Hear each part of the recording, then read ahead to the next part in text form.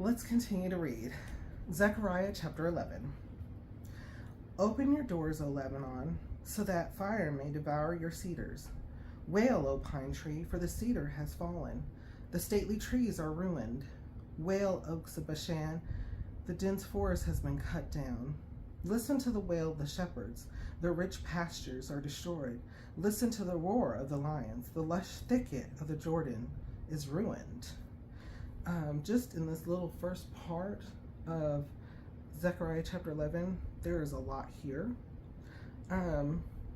There is so much. Listen to what he says. Open your doors, O Lebanon, so that fire may devour your cedars. Wail, O pine tree, for the cedar has fallen. The stately trees are ruined. Wail, oaks of Bashan, the dense forest has been cut down.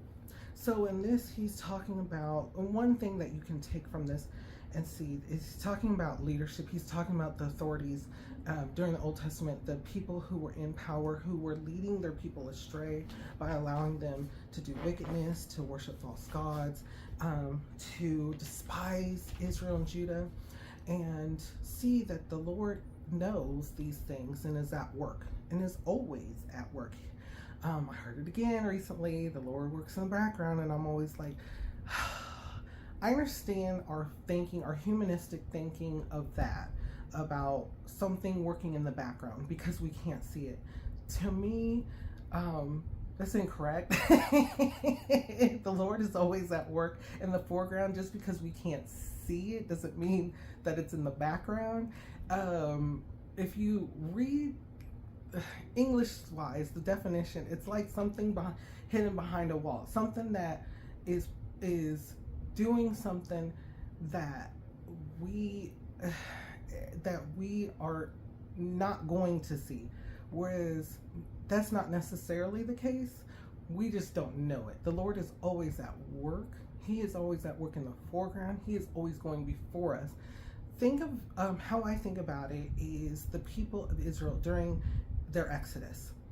The cloud and the fire didn't stay behind the camp. The Lord led the people. And that is how we are to look at the Lord in our lives, bringing past to present. The Lord leads us, is to lead us, and that's why we seek Him, so we can be led by Him and understand the fulfillment of our life. Think about those things. So all the words that are said today, the word idol, oh, that's my idol and stuff, things that are said today, and I've said this before in previous Bible studies, really take a look at the definitions, because we tend to say words, particularly today, and we may utilize them in a context that's not necessarily how you're meaning to say it, but the actual meaning is still there. It's still valid. So when you do say something and maybe someone hears you or others hear you, you may end up becoming a stumbling block by just what we say. Even though we don't mean it, you've said the word, therefore the meaning is out there. And someone may think that you're not saying certain things, or you're saying certain things that are against what the Lord is trying to fulfill in our lives. Love,